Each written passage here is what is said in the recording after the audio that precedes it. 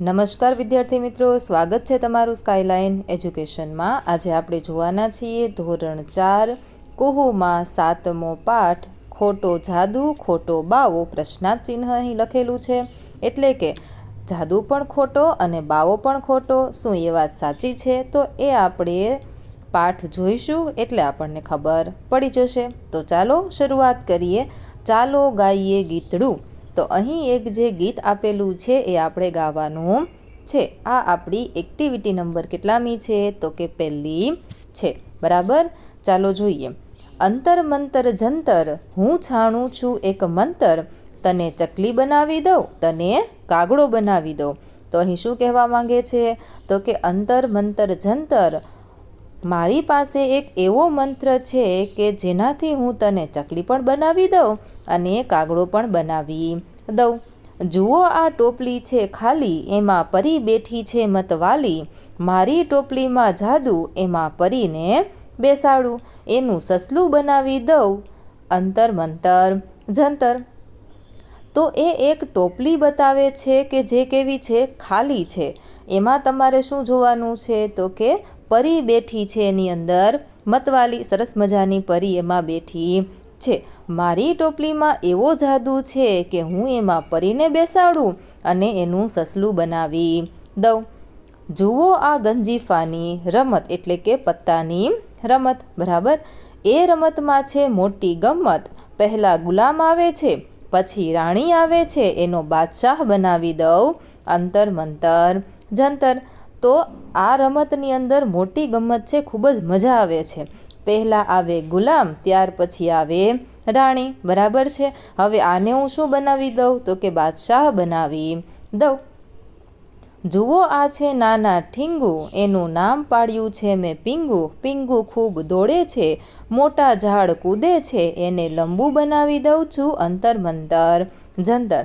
તો એક ઠીંગણું માણસ છે, બરાબર છે, એનું નામ મેં પાડ્યું છે પીંગુ, પીંગુ ખૂબ જ દોડે છે અને મોટા ઝાડવા કૂદે છે। હવે આ ઠીંગુને હું શું બનાવી દઉં છું? તો કે લંબુ બનાવી દઉં છું, લાંબો બનાવી દઉં છું, અંતર મંતર જંતર, હું જાણું છું એક મંતર। કોણે લખ્યું છે? તો કે મહેન્દ્ર જોશીએ। એવી જ રીતે બીજી એક્ટિવિટી, થોડું હસો ને, ચિત્રો જુઓ અને હસતા હસતા પ્રશ્નના ઉત્તર આપો। તો તમે અહીં જોઈ શકો છો શું છે? તો કે બધા ફોન વાપરો છો ને, મોબાઈલની અંદર તમે આવા ઇમોજી જોયા હશે।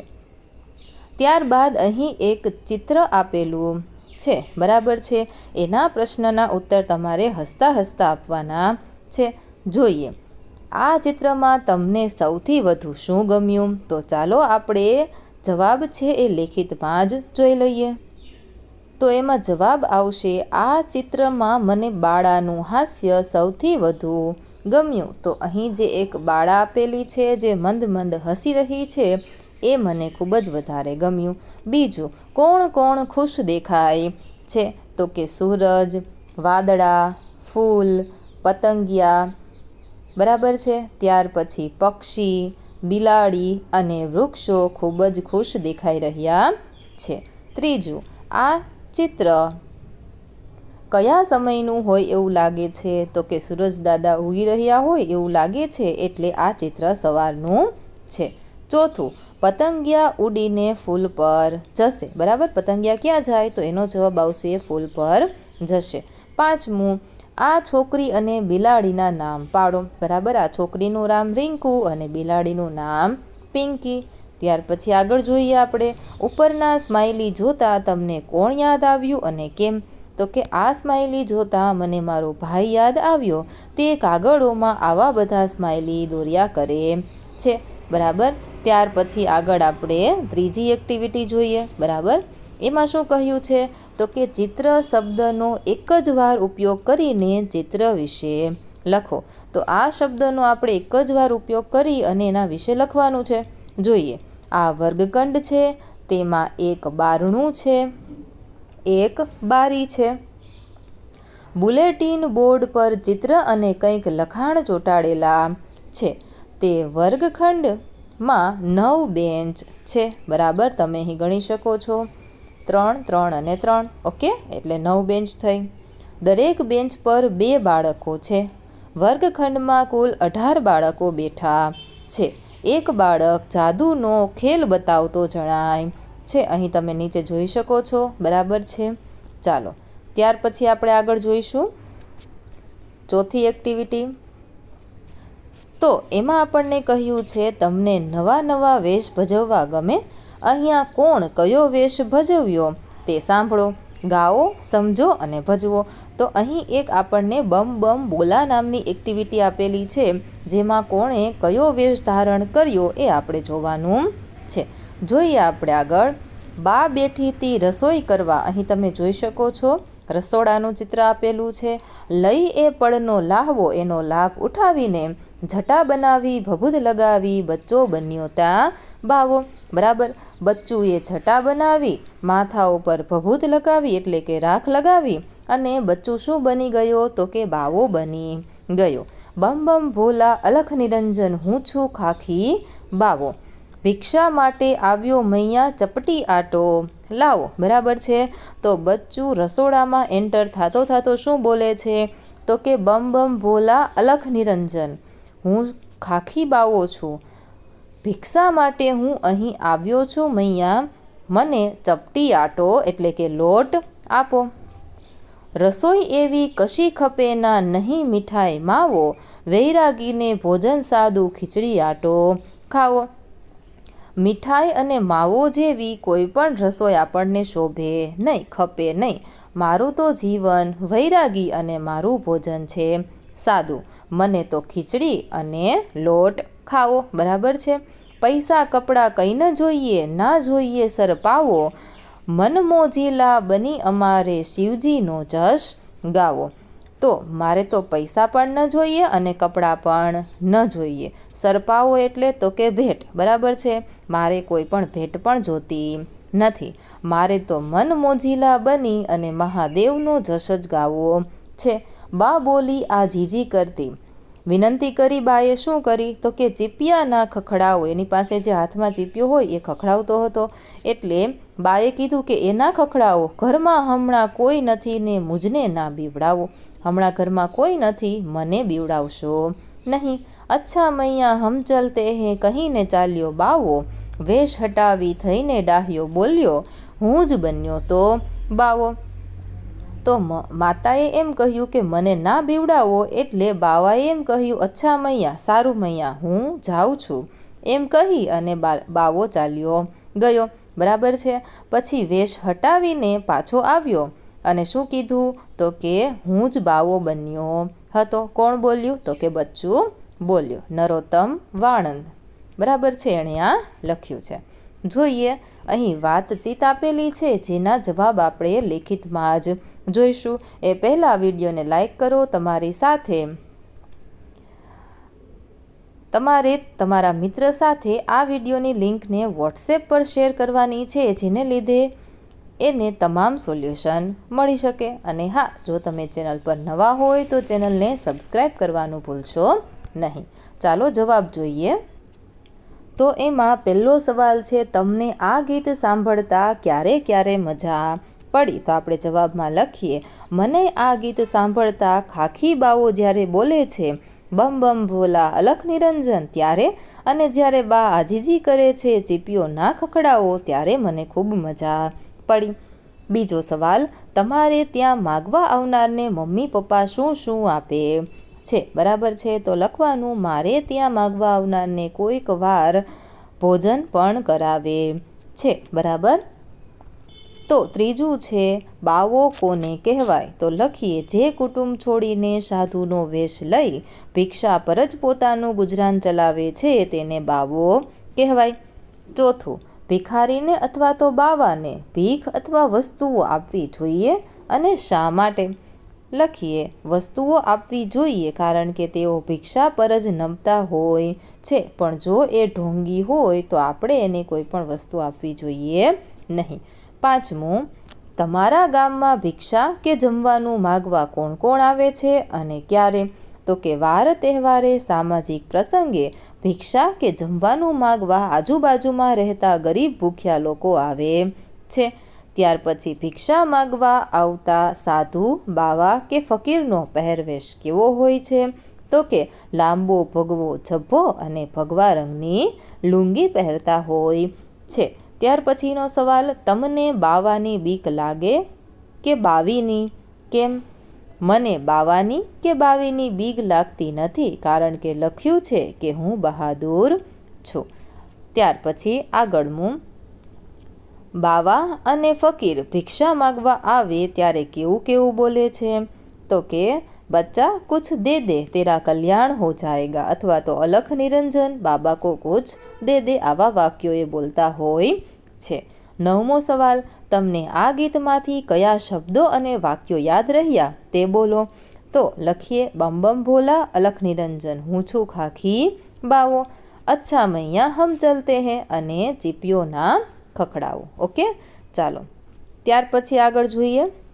તો આપેલા વાક્યો જેવો અર્થ ધરાવતી પંક્તિ ગીતમાંથી શોધીને બાજુમાં લખો. જોઈએ, મને ડરાવશો નહીં, તો એમાં શું આવશે? જવાબ લખો, મુझને ના બીવડાવો. બરાબર. ત્યાર પછી આગળ બીજું છે, મમ્મીએ વિનંતી કરતા કહ્યું, તો એમાં લખો, બા બોલી આજીજી કરતા. બરાબર. ત્રીજું, મમ્મી રસોઈ કરતી હતી તે તકનો લાભ લઈને, તો આપણે લખીએ, બા બેઠી હતી રસોઈ કરવા, લઈએ પળનો લાભ. બરાબર. આખું હું જે બોલું છું એ લખવાનું છે. બરાબર. ચોથું, કપડાં બદલી પહેલાં જેવો જ થઈને, એટલે હવે એમાં લખીશું આપણે, વેશ હટાવી થઈને ડાહ્યો. ત્યાર પછી પાંચમું, મારે ગળી વસ્તુઓ જોઈતી નથી, તો એમાં લખવાનું, નહીં મીઠાઈ માવો. બરાબર. ત્યાર પછી બમ બમ ભોલા કવિતાની આપણે વાર્તા બનાવવાની છે અને પછી કહેવાની છે. તો ચાલો જોઈ લઈએ. તો એની શરૂઆત કંઈક આ રીતે થશે. બા રસોઈ કરવા બેઠી હતી, બચ્ચુએ એક ક્ષણનો લાભ લઈ માથે જટા બનાવી. ત્યાંથી લઈ અને આપણે આખી વાર્તા બનાવીશું. તમે સ્ક્રીન પર જોઈ શકો છો. એ પ્રમાણે વિડીયો પોઝ કરી અને તમારે લખતું જવાનું. ક્યાં સુધી લખશો? તો કે બા હું જ બન્યો તો બાવો. તો હવે આપણે આગળ જોઈએ. કવિતાના આધારે સંવાદ પૂર્ણ કરો અને તમારા મિત્રો સાથે ભજવો. બરાબર. ખાખી બાવો શું બોલ્યો? તો કે બમ બમ ભોલા અલખ નિરંજન. બરાબર. હે માતાજી ભિક્ષામ દેહી. ઓકે, ભિક્ષામ દેહી મૈયા. ત્યાર પછી મમ્મી, ઉભા રહો મહારાજ, રોટલી શાક આપું. તો ખાખી બાવાએ શું કહ્યું? હે મૈયા, અમારે રસોઈ મીઠાઈ માવો ખપે નહીં. ઓકે. તો મહારાજ કોઈ કપડાં લતા? તો ખાખી બાઓએ શું કહ્યું?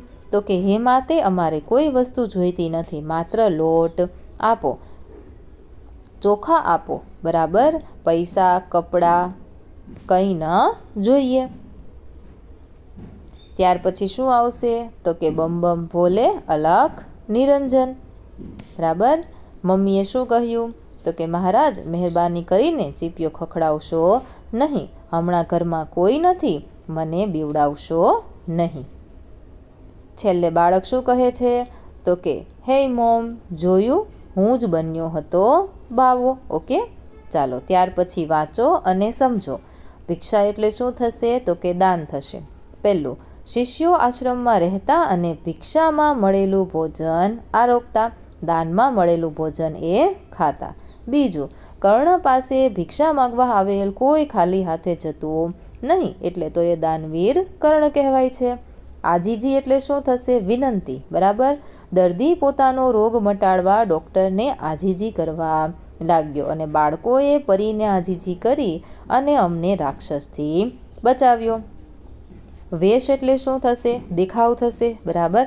જન્મદિવસે મીનાક્ષી પરી જેવો વેશ પહેરીને નિશાળમાં આવી. ફેન્સી ડ્રેસની સ્પર્ધામાં મેં સૈનિકનો વેશ કાઢેલો. બરાબર. ચાલો હવે શું છે? તો કે નીચે આપેલી પરિસ્થિતિમાં તમે શું કરશો એ કૌંસમાં આપેલા શબ્દોનો ઉપયોગ કરીને લખવાનું છે. ઓકે, જોઈએ. પપ્પાએ તમારો કાન જોરથી ખેંચ્યો. પછી મેં આજીજી કરીને મારી ભૂલ સ્વીકારી. બરાબર, એમાં શું આવ્યું? તો કે આજીજી શબ્દ આવ્યો. બીજું, તમે બીજા ગામમાં ખોવાઈ ગયા છો, ત્યાં ખાવાનું મળતું નથી, તમને ખૂબ જ ભૂખ લાગી છે, તો આપણે શું કરશું? તો કે હું ભિક્ષા માગીશ. કયો શબ્દ આવ્યો? તો કે ભિક્ષા. તમારા ઘરની પાછળ કીડીનું દર છે, ત્યાં આપણે શું કરીશું?